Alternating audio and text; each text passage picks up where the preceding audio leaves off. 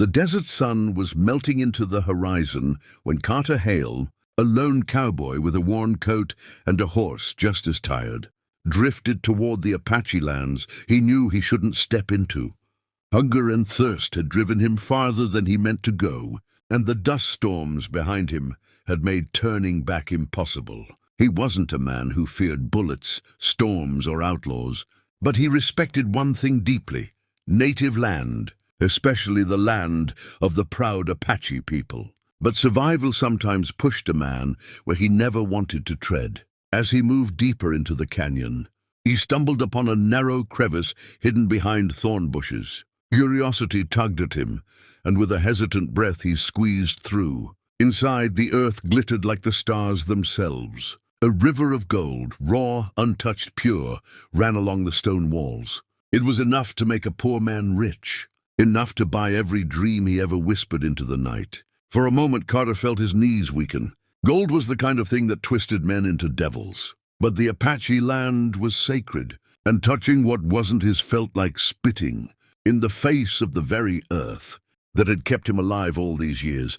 Just as he whispered a silent prayer and stepped back from the treasure, the soft rustle of feet made him freeze. Apache warriors emerged from the canyon shadows, silent as the dusk winds. Their bows were drawn, their eyes fierce. Carter didn't reach for his gun. He simply raised his hands and said the truth. He was lost, hungry, and had no intention of stealing what belonged to them. The Apache chief, an older man with eyes that could read a soul like scripture, studied him for a long moment.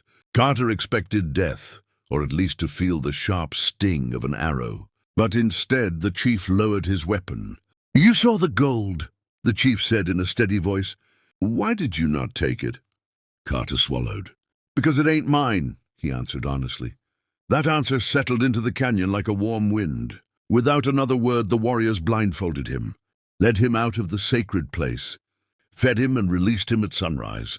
Before letting Carter go, the chief said, "A man who respects what is not his is a man worth remembering." Carter rode away, believing that moment would disappear into history, like all forgotten dust in the desert. But he was wrong. The Apaches never forgot him. 13 years hardened the cowboy's life. The frontier changed, the towns changed, even the people changed. But Carter Hale remained a man whose luck never quite found him. His horse broke a leg one winter, leaving him on foot. Work came and went like tumbleweed in the wind, and though he never went hungry enough to steal, he knew what it felt like to be inches from ruin. One night, as he camped beneath a dying pine tree, a band of rustlers attacked nearby settlers. Carter jumped in to defend the helpless family, but the fight left him bloodied and unconscious. When he woke, he wasn't under the stars. He was in a warm tent, surrounded by familiar symbols painted on leather. Apache symbols. The same tribe, the same chief, though old age had carved deeper lines into his face. "You have lived with honor," the chief said quietly, "and a debt returns. When the earth decides the time is right." Carter didn't understand, until they led him to a covered mound at the heart of their camp. When the blanket was lifted, Carter froze. Before him lay 2 heavy sacks of gold, not from the sacred canyon, but from the tribe's own trading and mining efforts over the years. "We do not give this for your hunger," the chief said.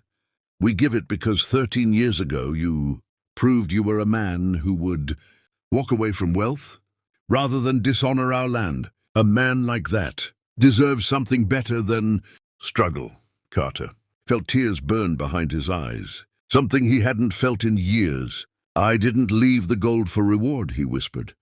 The chief nodded respectfully. "That is why the reward is yours." They placed a carved eagle feather in his hand, a symbol of honor, trust, and respect. When Carter left the Apache land for the second time, he was not the same man. The gold didn't make him rich, it made him grateful. And as he rode toward a new future, he carried a story that would live longer than any treasure buried in the ground. The story of honor returned after 13 long years.